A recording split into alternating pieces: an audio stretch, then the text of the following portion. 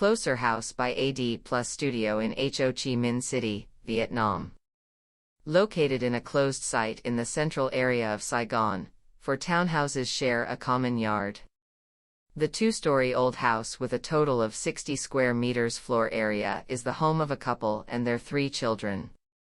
The design started with the clients sharing, "The fact that we could buy this house was like a stroke of luck." Although the house was small, it was closed and cozy. Whenever I work late, the children would wait for me to come home before going to sleep. The activity density in this small space has formed a beautiful, cohesive manner in this family. This is the core element we want to retain in the new project. The need to add more private space as the children grow up and the construction limits some additional functions permits on-floor area and building elevation.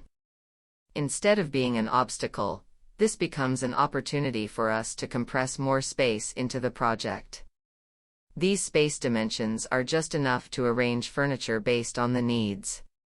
This method, together with the composition of the common area centered around the main atrium core, brings the family closer so that all activities remain in sight.